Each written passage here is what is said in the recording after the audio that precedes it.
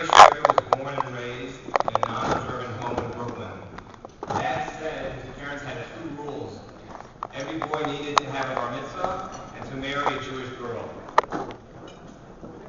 After being relocated, I had the word thrown out, I changed it to relocated from several Hebrew schools as a young boy.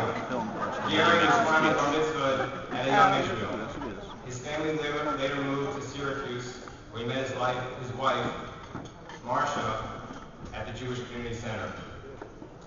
Gary joined the Air National Guard at 18 and later obtained a degree in electronics.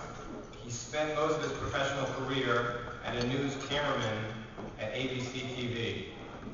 So basically, if anyone's trying to take notes tonight, and you want to capture Gary's story, it's basically Brooklyn, Bar Mitzvah, Syracuse, Marcia, ABC TV, and PTI's 15th annual dinner.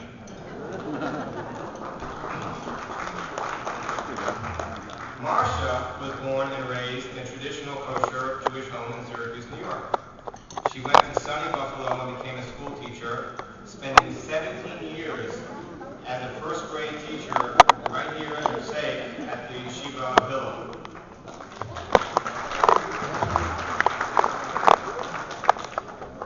Either because of better money or something else, she transferred 3 years ago to the Yad Academy in France.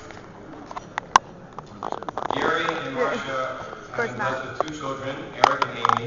When Amy became observant after studying in Jerusalem, Gary began studying Aleph Beis and the Jewish holidays. He learned locally in Fairlawn until he retired and then found his way to PTI. And today, he attends daily morning Seder at PTI. I get to see him whenever I come to Shabbos there. Learning from Mincha and then coming back on Monday and Wednesdays for night Seder. With Gary's newfound life as a cradle man, word has it that Marcia likes to think of herself as a cradle wife since she works and her husband learns.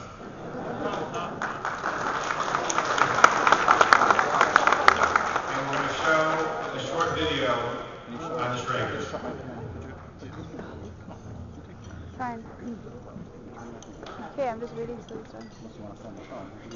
Yeah, film a film, sure. Why?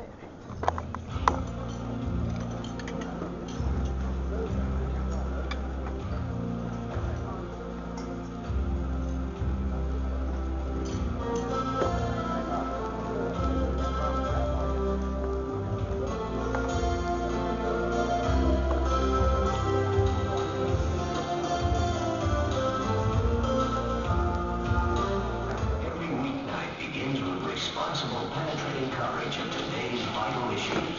ABC News.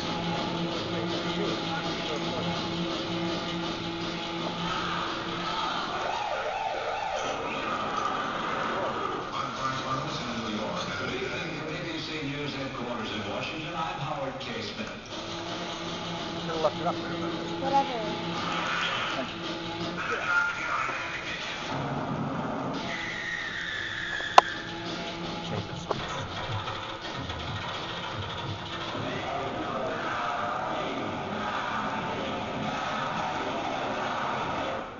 This was just before the guys were being drafted for the Vietnam War. I went into the Air National Guard. That was a way of doing your service. I wanted to go to school through that. It got me into electronics.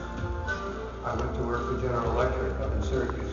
There I got into the TV business and through a couple of different jobs, about 37 years ago, started work at ABC. Videotape was taking over the film industry. So the company came to those of us who worked in the videotape area and said, hey guys, there's stuff. Do you cameraman, do you videotape better? Would you like to try? When I was younger, at the beginning, there were some more exciting trips. I went with the president to work with the whole contingent of news crews from ABC and NBC in India. We went to China for 2 weeks. I told everybody I went to China with the president. Me and the 250 people in the press corps. Ron Tice, Reasoner, the 3 major people from NBC, CBS, and ABC. And they were standing right next to each other. And I said, nobody's ever going to see me in this picture. So I pushed myself in, and there we are, the 4 of us.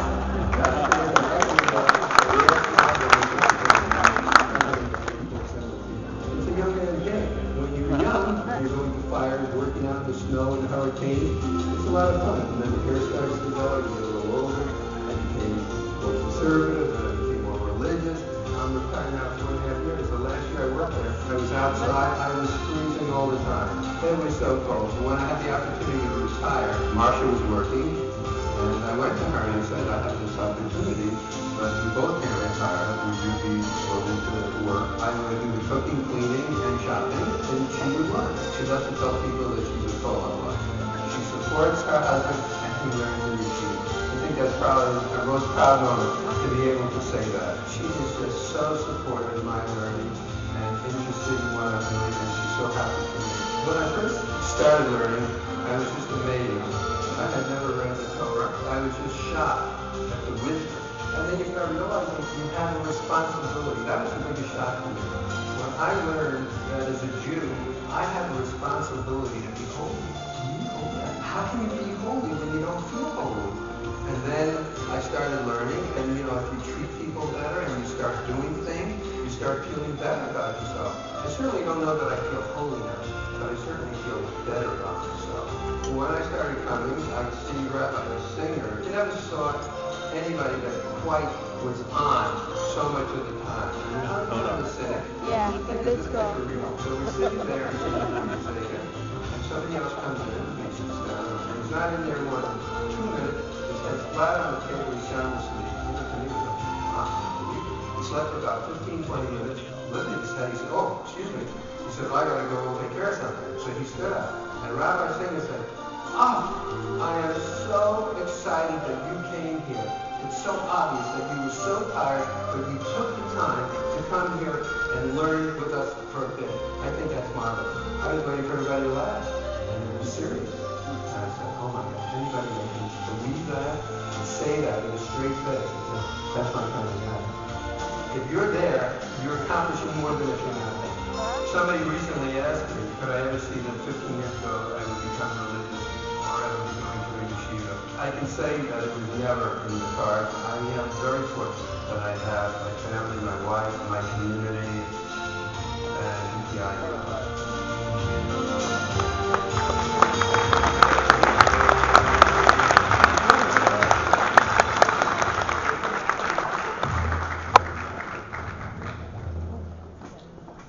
Just for the record, wars and communism, Gary had nothing to do with all that stuff.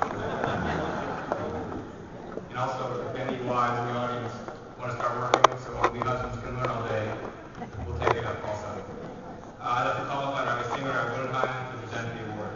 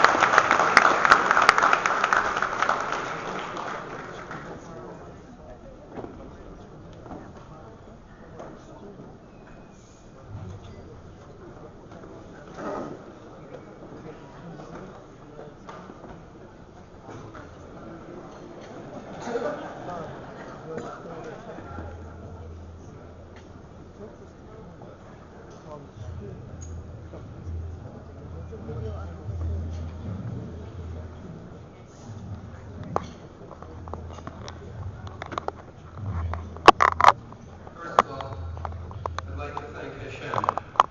If it weren't for Hashem, I wouldn't be here today at this event. And if anybody questions whether there's a God in the world, and whether He has control, and He is the Creator, the fact that I'm here today receiving this award proves that to anybody that might question it. I'd also like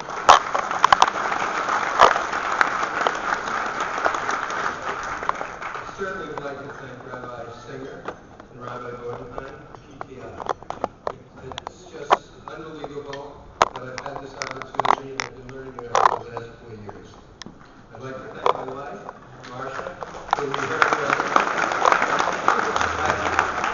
I have to tell you that as well as that she works, I do the cooking, cleaning, and shopping. I'd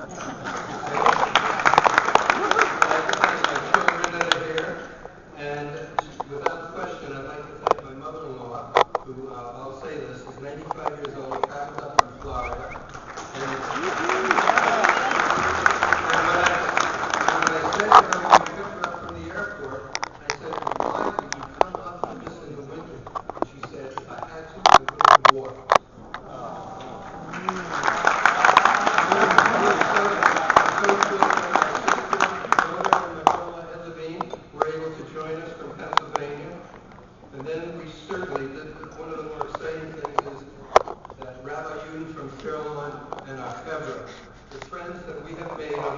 10 years are unbelievable. And we have a large showing from Fairlawn.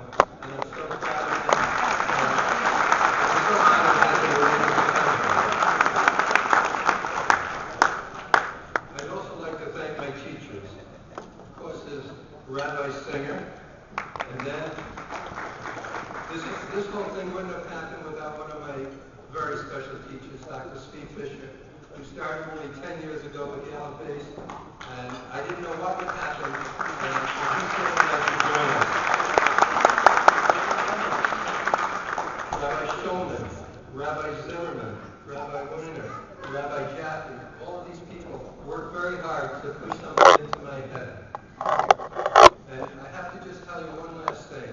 How did I find PTI? Hashem has been in my life all my life, but it wasn't until 10 years ago that I recognized the signs wherever I went.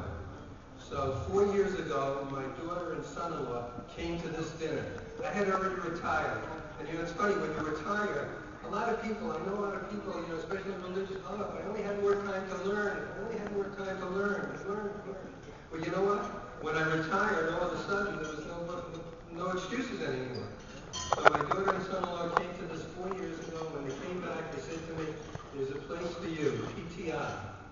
And I remember they gave me the address, and I came, the first time I walked in, and the people with black hats, they were learning, I walked right out. A week later, I went back, and I haven't left since then. So, just one last thing, I'm just trying to be short, but I'd like to dedicate my learning to my mother, Frida Foss Hendel, Oliver Sholem, passed away in August, and who became very, very proud of her son when I became Torah observant and Mitzvah observant, and she was very, very excited with me. And my mother started lighting Shabbos candles at 89. Thank you so much.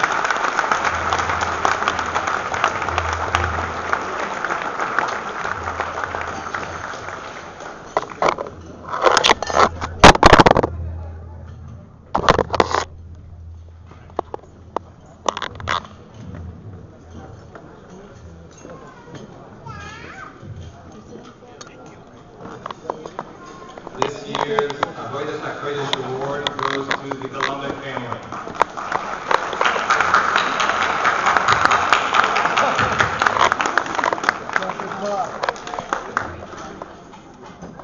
A little admission here. Every year I'm very well prepped for all the nights honorees, especially that I don't know them. And I have people, there's many people at PTI that get a lot of things done for me. So I just show up and the script is written and I just have to read. So we're not anywhere near Pesach season, but I'll say, Ma nishtana hadinner hazeh mikol hadiners. Okay, so when it came to the Columbus, I told Avram Foster and Barry Starr, and I said, don't worry, I'll take care of this for myself. I can write the notes myself. Mordechai and Rivka are like family to me and to my wife. I went to yeshiva with Mordechai. I became a true Ben Bias by Rabbi and Mrs. Columbus in Brooklyn.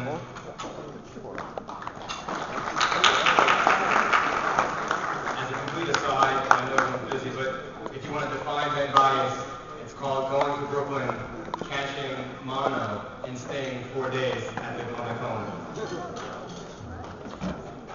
And I even built up a cashier with Mr. Hoff, who was one of the pillars of the Washington Heights community. Having attended Shurim with him in Brooklyn. Mordechai and I met 23 years ago when I came back to Baltimore, coming back from Eretz Yisrael, and I joined Pulevsky Zatzal Shir. The very first words Mordechai uttered to me were, "You're in my seat." So I guess you could say we began our friendship in the context of learning, albeit with some contention. And with the Columbus Senior having treated me almost like their own son, I sometimes hope that people think of me and Mordechai as twin brothers. Being that we're 9 days apart, if you do the math, that would imply very long labor.